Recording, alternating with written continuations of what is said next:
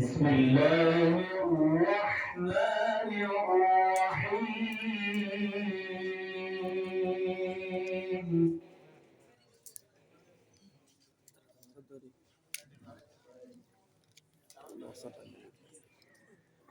ما كان على النبي من حرج فيما فرض الله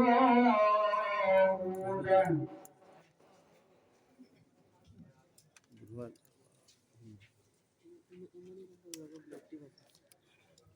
سنة الله في الذين خلوا من قبل وكان أمر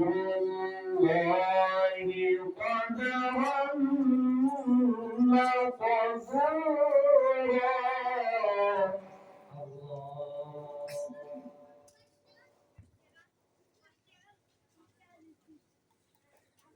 قدرا مقدورا. الذين يبلغون رسالات الله ويخشونه ولا يخشون.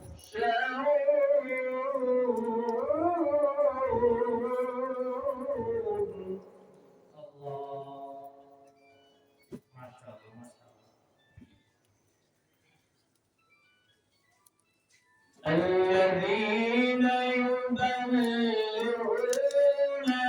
رسالات الله ويخشونه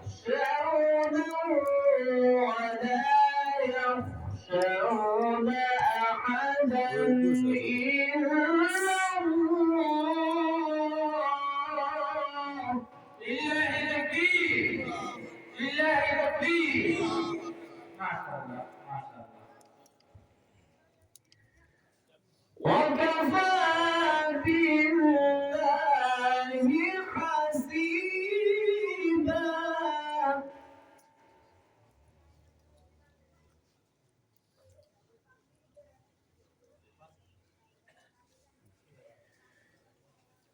الذين يبلغون رسالات الله ويخشونه ولا يخشون أحدا إلا الله وكفى بالله حسيبا. لله تكبير، لله تكبير. علي بن حسن لله تكبير. ما شاء الله، ما شاء الله، بارك الله في حياتك. ما كان محمد أبا أحد من رجالكم ولكن رسول الله.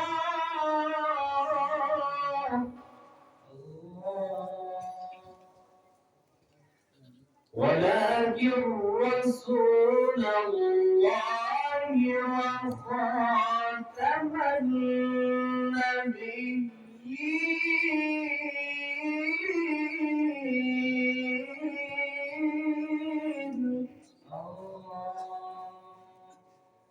وكان الله بكل شيء عليما.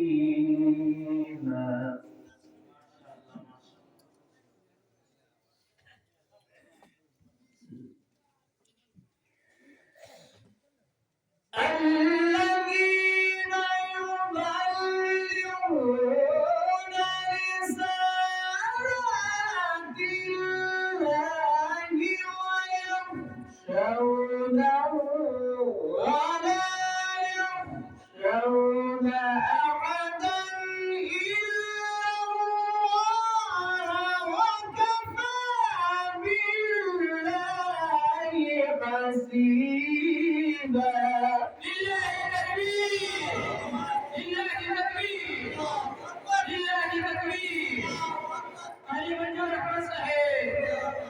আসামের গৌরবময়ী মঞ্জুর আহমদ সাহেব নারে তাকবীর ما كان محمد أبا أحد من رجالكم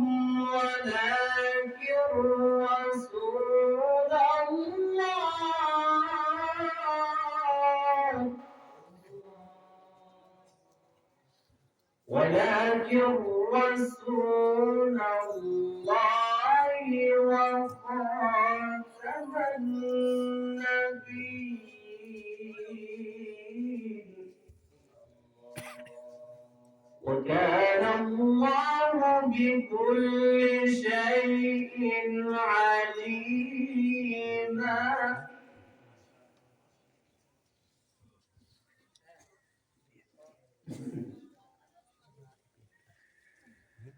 ما كان محمد أبا أحد من رجالكم ولكن رسول الله وخاتم النبيين وكان الله بكل شيء عليما لله تكبير لله تكبير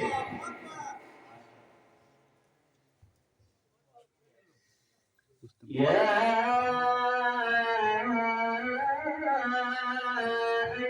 أيها الذين آمنوا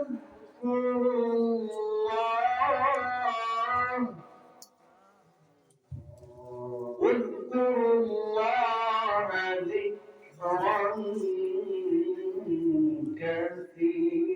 كثيرا وسبحوه بكرة وأصيلا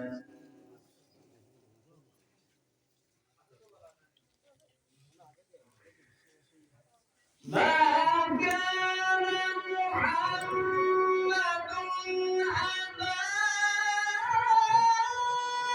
أحد من رجالكم ولكن رسول الله وخاتم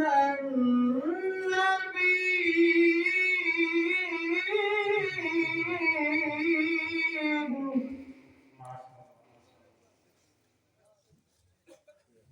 وكان الله بكل شيء عليما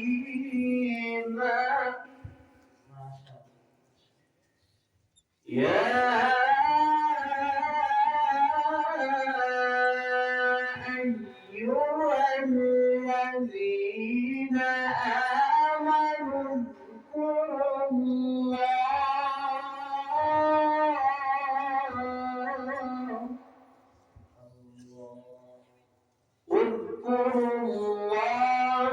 ذكرا كثيرا وسبحوه بكرة وأصيلا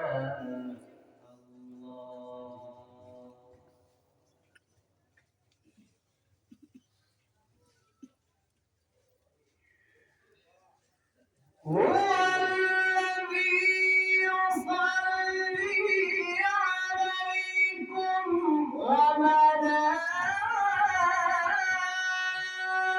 وملائكته ليخرجكم من الظلمات إلى النور وكان بالمؤمنين رحيما لله تكبير وجدت محمد يسكن يا قومي ولا علي وجود أحمد صحيح لله تكبير ما شاء الله ما شاء الله حياته. تحيتهم يوم يلقونه سلام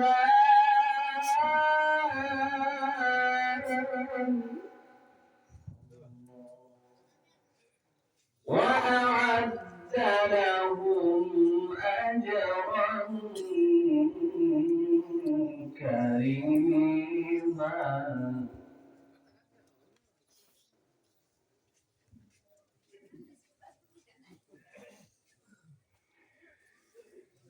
هو الذي يصلي عليكم وملائكته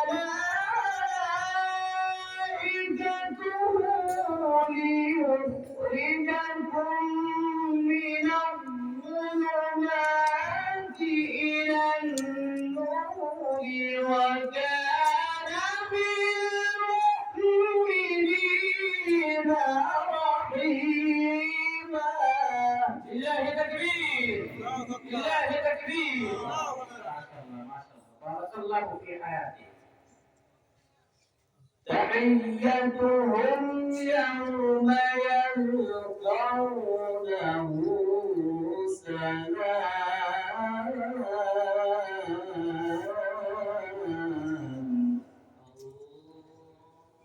وأعد لهم أجرا كريما.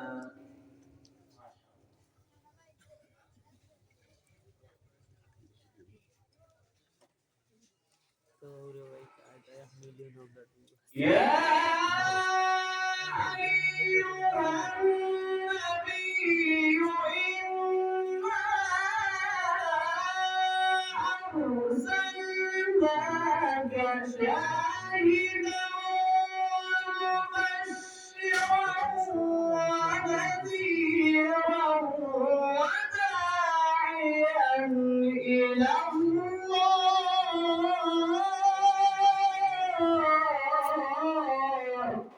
تكبير، الله تكبير. ما شاء الله ما شاء الله. وداعيا إلى الله بإذنه وسراجا منيرا. ما شاء الله ما شاء الله. بسم الله الرحمن الرحيم.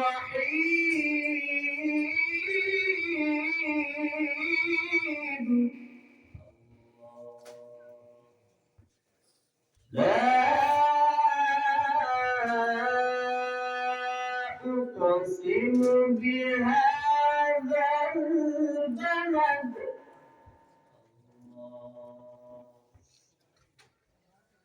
وأنت حل بهذا البلد ووالد وما ولد لقد خلقنا الإنسان في كبد.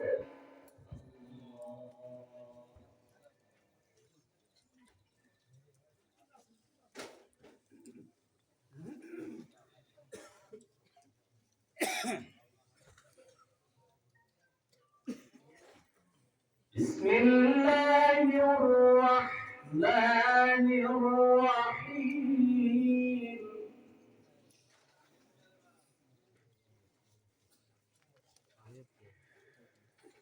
لا أقسم بهذا البلد وأنت حل بهذا البلد ووالد وما ولد لقد خلقنا الإنسان في كبد. لله تكبير، لله تكبير.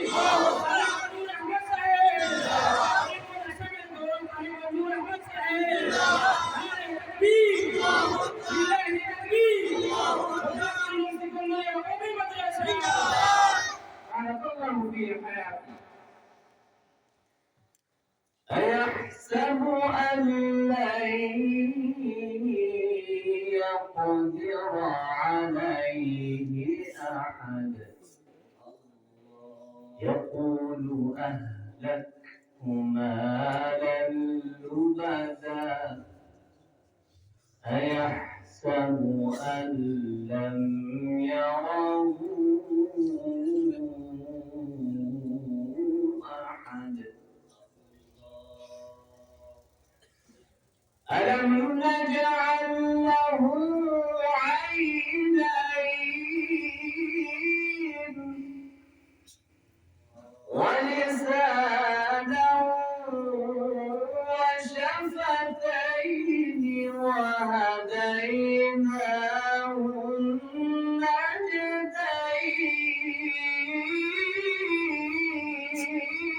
النجدين فلقتحم العقبة وما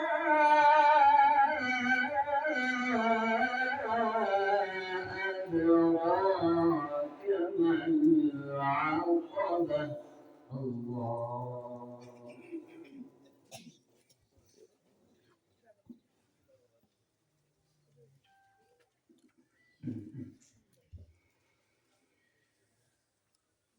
ألم نجعل له عينين ولسانا وشفتين وهديناه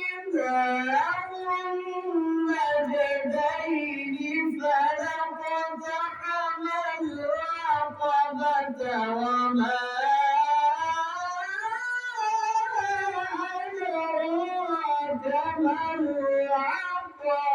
لله تكبير لله تكبير طيب منزول احمد سهيل ما شاء الله بارك الله في حياتك فك رقبه او اطعام في يوم ذي مسغبه الله يتيما ذا مقربة أو مسكينا ذا متربة ما شاء الله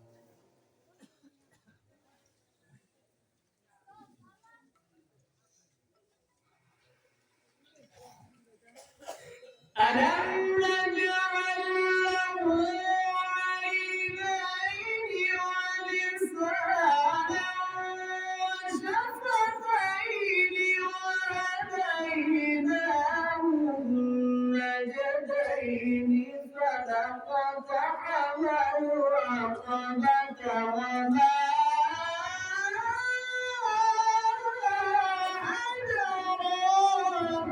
أدراك ما لله تكبير نعرة تكبير طيب منصور أحمد سهيل ما شاء الله بارك الله في حياتك ألم نجعل له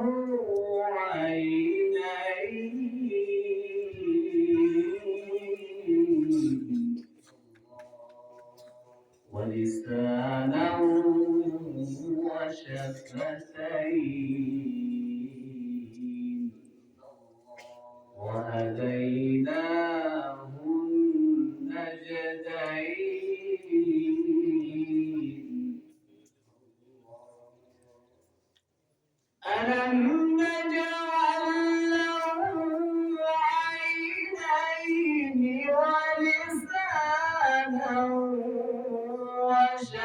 وشفتين وهديناه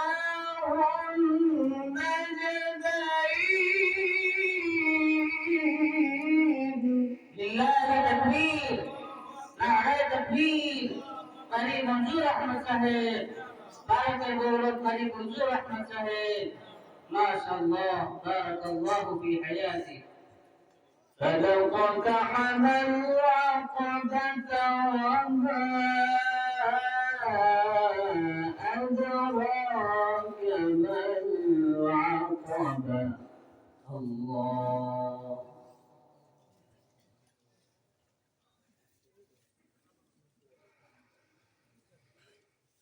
ألم نجعل له عينين ولسانا وشفتين وهديناه النجدين فلاقتحم العقبة وما أدراك ما العقبة.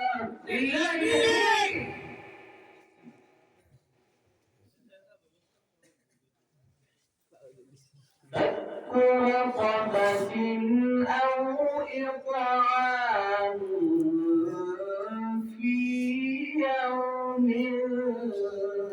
ذي مسغبة الله.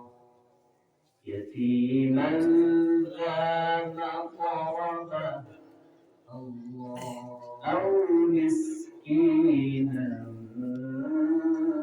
ذا متربة. ما شاء الله.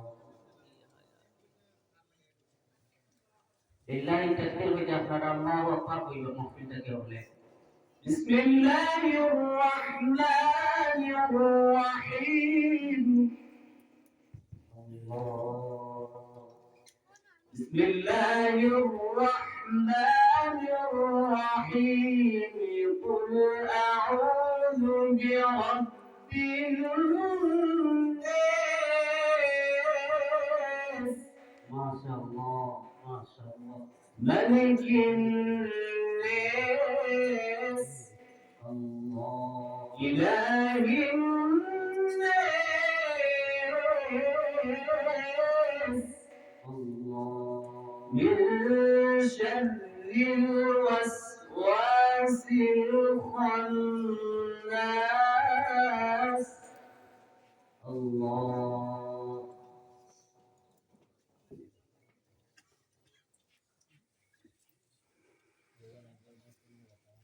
قل أعوذ برب الناس ملك الناس إله الناس من شر الوسواس الخناس الذي يوسوس في صدور الناس من الجنة والناس. لله التكبير. لله التكبير. علي منظور أحمد صاحب. إذا جئت إلى السلام فلذي كنت فقط علي منظور أحمد صاحب. بارك الله في بياني. ما شاء الله ما شاء الله. الذي يوسوس في صدور الناس من الجنة والناس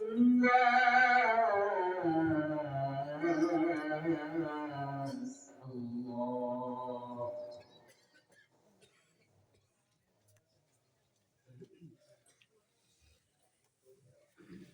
بسم الله الرحمن الرحيم. قل أعوذ برب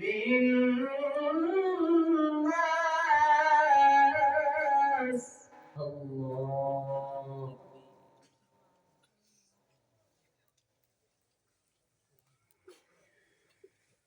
قل أعوذ برب الناس ملك الناس إله الناس من شر الوسواس الخناس الذي يوسوس في صدور الناس من الجنة والناس.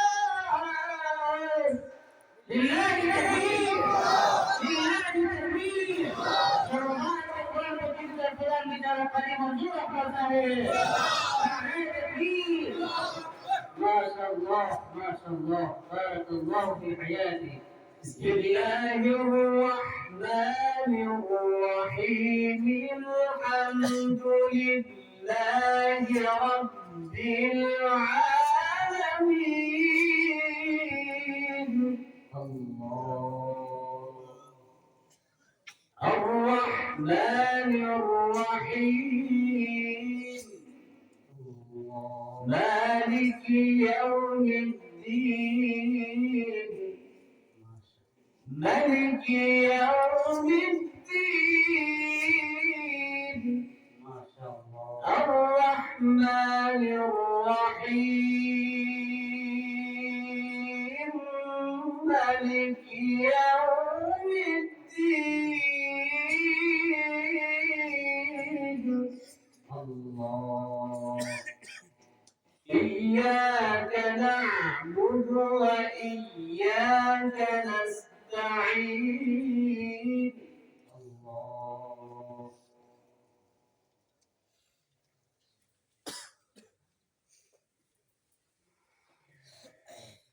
الحمد لله رب العالمين الرحمن الرحيم مالك يوم الدين إياك نعبد وإياك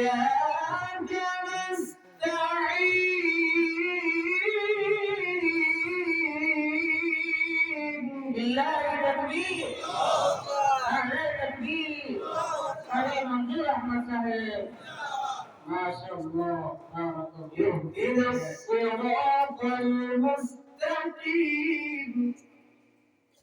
صراط الذين أنعمت عليهم غير المغضوب عليهم ولا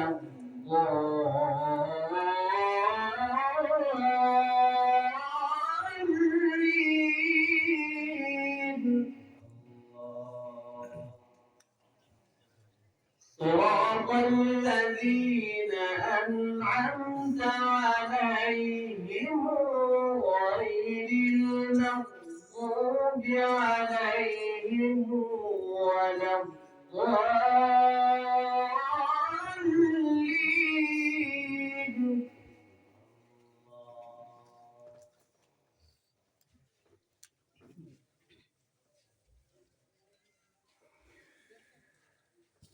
الحمد لله رب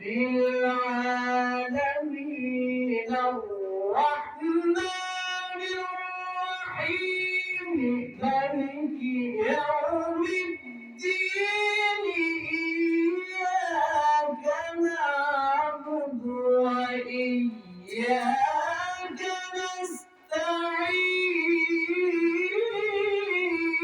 نستعين بالله تكبير بالله تكبير اهدنا الصراط المستقيم صراط الذين أنعمت عليهم غير المغضوب عليهم ولا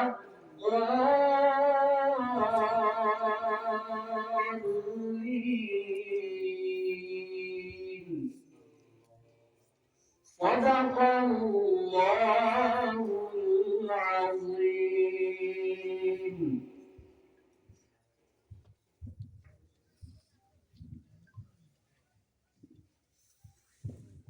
نعرہ تکبیر نعرہ تکبیر قاری منظور احمد صاحب قاری منظور احمد صاحب الحاج حضرت مولانا نور احمد صاحب মুখ্য অতিথি আলহাজ হযরত মাওলানা নূর আহমদ সাহেব মাশাআল্লাহ আমরা এই হযরত তেলাওয়াত শুনিয়া খুবই ভালো লাগলো একদম অন্তর শীতল হয়ে গেল হুজুরের তেলাওয়াত শুনে আমাদের মাদ্রাসার সাধারণ সম্পাদক জনাব রেজা পিএসসি ওনাকে 500 টাকা হাদিয়া দিচ্ছেন হুজুরে কোরআনে কারিমের ফজিলত সম্বন্ধে দুই একটা মিনিট পড়ালেখা অনুরোধ করিয়া।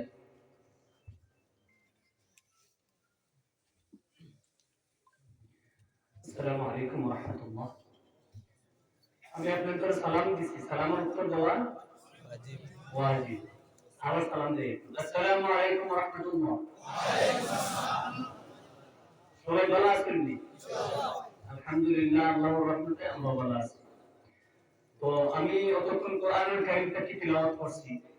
আমি যেন যাই কোরআনুল কারীমের তিলাওয়াতের আগে অথবা বাদে আমি দুই চারটা কথা কই। আমি কোনো বক্তা নয়, কোনো বড় আলিম নয়, যদিও আলিমানা পড়েছি, আলিম কমপ্লিট করছি, কিন্তু আমি বক্তা না। আমি মূলত আমার সেক্টর হলো কোরআনুল কারীমের তিলাওয়াত নিয়ে খাম্পাস। আলহামদুলিল্লাহ, আপনার তো মাদ্রাসা গত বছর আইসি, বছর আইসি, খুব ভালো লাগছে আলহামদুলিল্লাহ। একটা মকবুল মাদ্রাসা। আর দ্বিতীয়ত আপনারা যেভাবে জমিয়ে বলছেন দেখে খুব ভালো লাগে। অনেক জায়গায় দেখা যায় মানুষ খুব বিশৃঙ্খলা করেন। আলহামদুলিল্লাহ, আপনারা সবাই খুব মনোযোগ সহকারে কোরআনুল কারীমের তিলাওয়াত শুনছেন। কোরআনুল কারীমের তিলাওয়াত শুনিয়া আলহামদুলিল্লাহ আমরা অনেকে ঈমান বৃদ্ধি করি, আমরা বাড়ি যাই, সওয়াব নিয়ে বাড়ি যাই। প্রত্যেকটা হরফে বস্তি করিয়া নেকি আমরা বাড়ি তুলে যাই ইনশাআল্লাহ। আমি আমার এবং আপনার কথা নাই, কিন্তু আল্লাহ রাসূল সাল্লাল্লাহু আলাইহি ওয়াসাল্লাম হাদিস শরীফে ফরমাইছেন। তো আমরা প্রত্যেকটা হরফে হরফে বস্তা করিয়া নেকি নিয়ে বাড়ি যাই গিয়া আমরা তো খুশি নই? খুশি নই বাবা? আমি মিনিমাম কতটা হরফ পড়েছি বলতে আনুমানিক 1000 বলেন। আশা করি আল্লাহ পাক রব্বুল আলামিনের অশেষ মেহেরবানিতে আমরা আল্লাহ পাক রব্বুল আলামিনে হরফে হরফে আমরা সওয়াব দান করব ইনশাআল্লাহ, আমরা আশা রাখি। তো আমি একবারে 2-3 মিনিটে 2-3টা কথা কইতাম স্যার। কোরআনুল কারীম তিলাওয়াত আমরা বিভিন্ন জায়গা দিয়ে পড়ি, আমরা শ্রোতা যারা আছেন বিশেষ করিয়া মাদ্রাসার যারা পড়াশোনা করছেন না, তাই দেখুন যখন কারি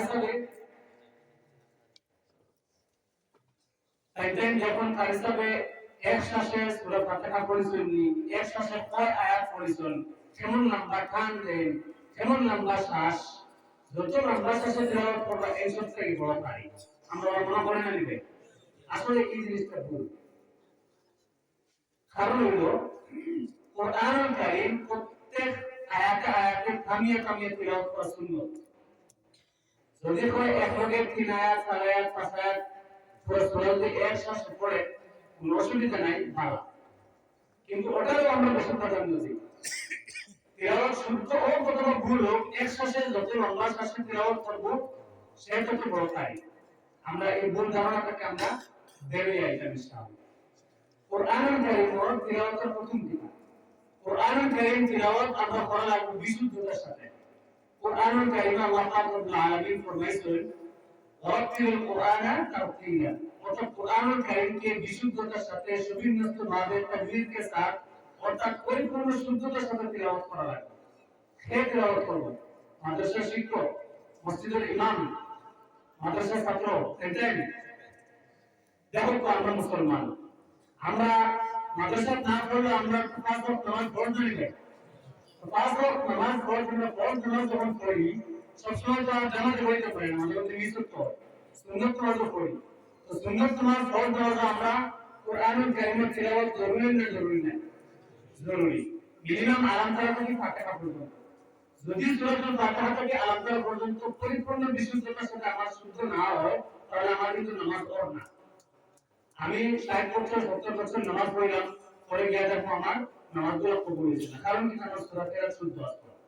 তো প্রত্যেকে আপনারা এখানে আইসেন আলহামদুলিল্লাহ, মাদ্রাসার বাৎসরিক ওয়াজ আয়া আমি ছোট মোট মানুষের কোরআনুল কারীম তিলাওয়াত শুনাইছি, আপনারা খুব মজা পাইছেন, আল্লাহু আকবার বলছেন, বাড়ি গিয়েছেন। আমি চাই এটার মধ্যে সীমাবদ্ধ না রাখিয়া আপনারা চেষ্টা করবেন নিজ নিজ জায়গাটা কিয়া কোরআনুল কারীম নিয়ে যতটুকু কোরআনুল কারীম শুদ্ধ হলে নামাজ শুদ্ধ হয়ে যায়, অতটুকু কোরআনুল কারীম সবাই শিখে নিতে ইনশাআল্লাহ। রাজি আছেন সবাই? এখানে যে আব্দুল মাশাআল্লাহ, আল্লাহ কবুল করুন।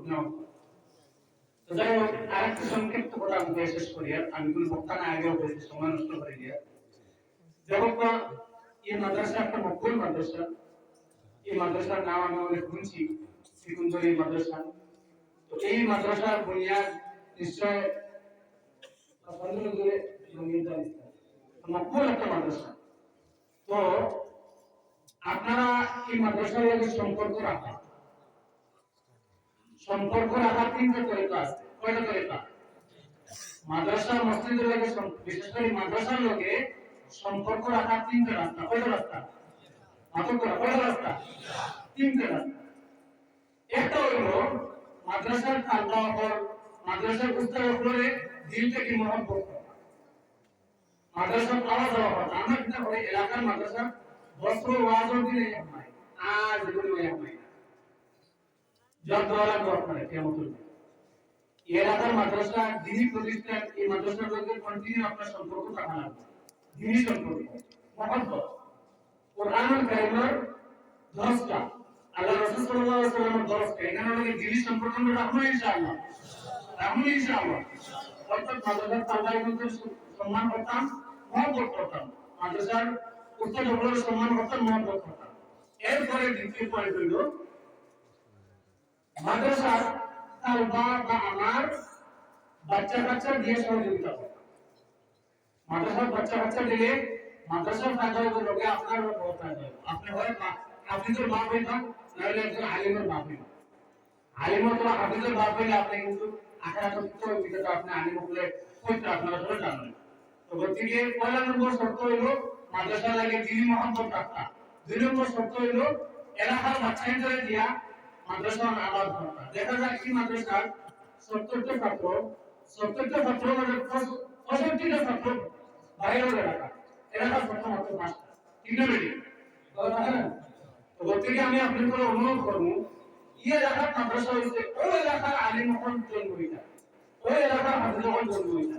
গতিকে আমরা এলাকা থেকে বেশি আমরা বাচ্চা করে 3টা যদি বাচ্চা থাকে কুয়া ছেলে, 2টা বাচ্চা আমরা মাদ্রাসা দিতাম, অথবা মিনিমাম একটা বাচ্চা মাদ্রাসা দিতাম।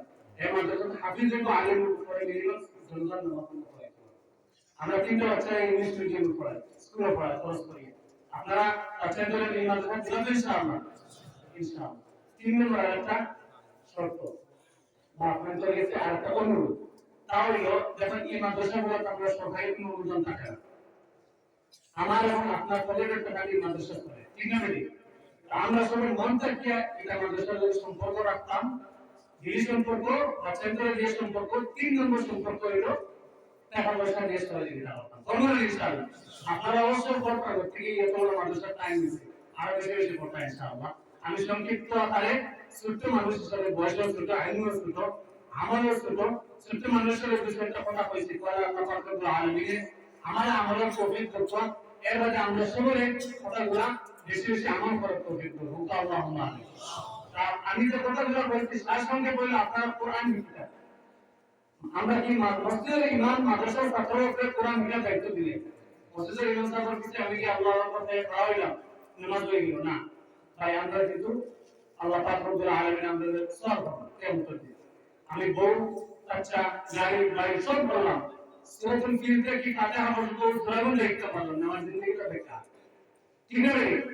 ইনশাআল্লাহ সবাই ইকো ইনশাআল্লাহ। এটা প্রোগ্রাম করে দেয়। এখন বলে আমি বড় হয়ে গেছি, আমি ব্যবসা বাণিজ্য করি, আমি এখন ইকো কিনা এটা মতলব হচ্ছে মতলব কিনা কোন আছে।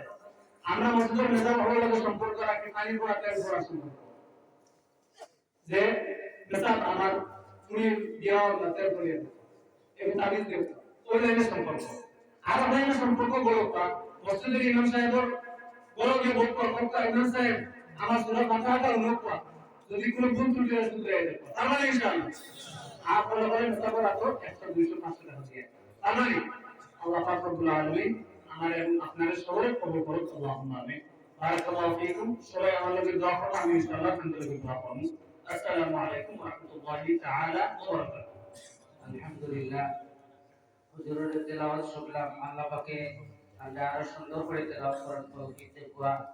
আর হুজুরের যে কয়েকটা কথা কইলা আমরা সামনে, আমরা প্রত্যেকে আমল করবার তৌফিক দেব।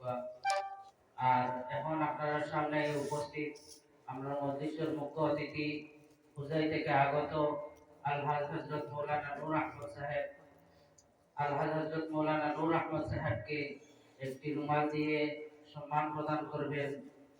আমাদের মাদ্রাসার শিক্ষক আব্দুল আব্দুল ওয়াহাব সাহেব।